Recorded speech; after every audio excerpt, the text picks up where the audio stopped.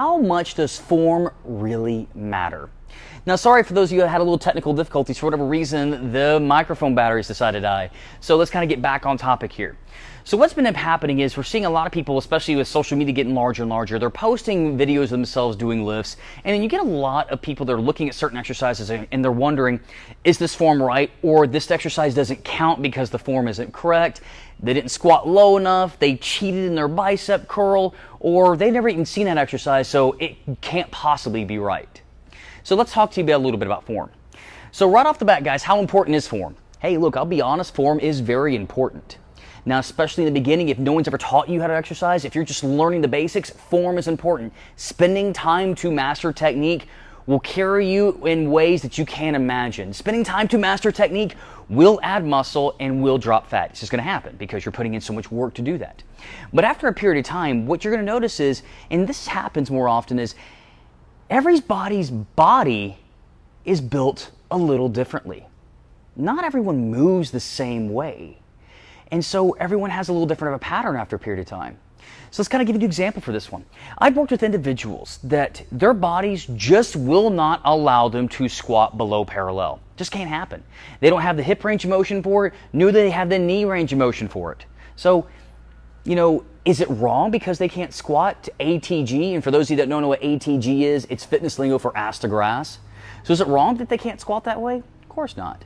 In fact, I have a gentleman right now that just recently had hip replacement surgery. That him squatting just to parallel, he can't break it, but just to parallel, his body won't let him do. Well, is it wrong? Of course not. Good coaches, what they'll do is they find your range of motion. If they can't fix it, they're going to maximize that range of motion and get you as good as possible to that sport. Hey, but let's even talk about something else. What about sport-specific purposes? Take a look at hockey players, for example. Guys, whenever we coached a hockey player, one of the things that we learned is most hockey players do not need to squat past parallel. There's just really no purpose of it. And in fact, in a lot of speed skating or performance athletes, they've seen that with hockey players, not squatting even to parallel generates a much more amount of power for that sport. Well, is it wrong? Of course not. It's not wrong.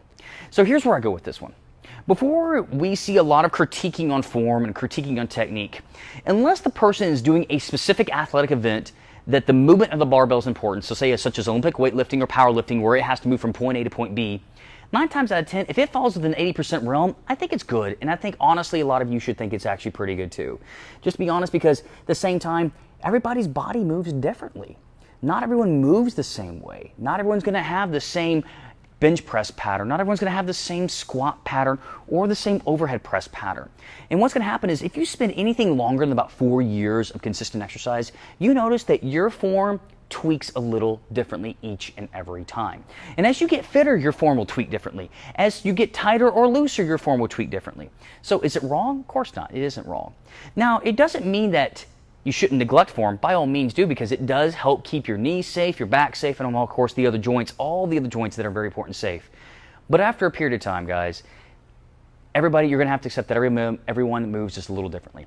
That if it falls within an 80% compliance, generally, it's going to be okay, guys. It's nothing to really get well worked up about. So, where do I go with this, guys? Hey, spend some time working your technique, get good at it, still focus on it, make it a priority to get good at your technique, but then really after that, if you're looking at anyone that looks like they are within 80% compliance, you know what, in my opinion, it's a good lift. All right, guys, kind of leave it alone after that. And if you're in, also, this is something else that I had to work on something with not too long ago.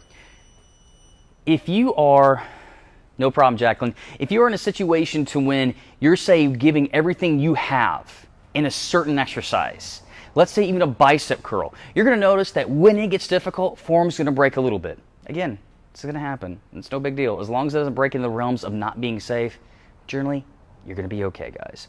So, guys, I hope that helps clear some of it up. Again, just follow the 80% rule. You're generally going to be fine on this one. So this is Travis Merritt with the Rowlett Transformation Center. If you got any comments or questions, hey, put them in the comment section below. I'll be more than happy to help out or clarify anything is needed. But in the meantime, everyone, have amazing workouts, even better meals, and I look forward to chatting with all of you tomorrow.